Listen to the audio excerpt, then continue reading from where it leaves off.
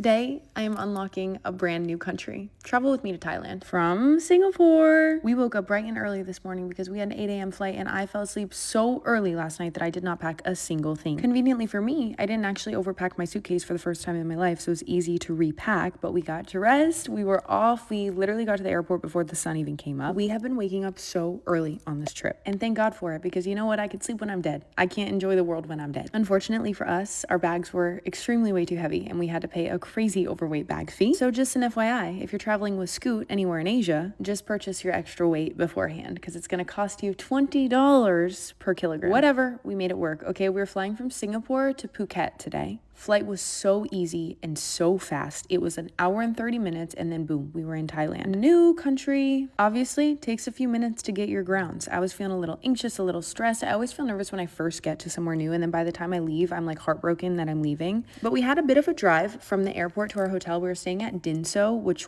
was, oh my gosh, the most beautiful hotel I've ever seen in my life. We booked this for one night only. I found it on TikTok. We were only going to be here one night because tomorrow we were going into Khao Sok National Park. But holy cow, in hindsight, I would book this hotel for at least 2 or 3 nights. It was everything and more. Our room was so beautiful. The hotel was stunning. The food was amazing. The drinks were amazing. Everything about it. I mean, you can just see how much greenery there is everywhere. The UV was an 8 at like 3 p.m. So we went straight down to the pool. I got an iced coffee. I had my first pad thai in Thailand and it did not miss. It hit the spot exactly the way that it needed to. My only hesitation is the fact that it was 90 degrees when I was eating this and my plate was scorching hot, but that's my fault. We just enjoyed. We relaxed a little bit. I haven't given Gabe much time to relax because in Singapore we were go, go, go. And then don't get me wrong, we were actually the same way in Thailand, but we did take 2 hours to just chill. But after we chilled, I went back to the room. I actually had to work a little bit and I got ready for the evening. We just kind of walked around. Walking around Patong Beach, Thailand was very different than walking around Singapore. Singapore is ridiculously clean. And I have to say, Patong Beach wasn't necessarily that way. Since we were only here for one night, I didn't really do too much research on where our hotel was because I figured we wouldn't be leaving it for too long. But I learned Patong Beach is absolutely wild. There's a walking strip that is known for crazy stuff. Think like Vegas, but on ridiculous amount of steroids. But obviously, for the vibes, we had to check it out. We went before dark because it's after dark that things start getting crazy. But before dark, it was just a bunch of shops, bars,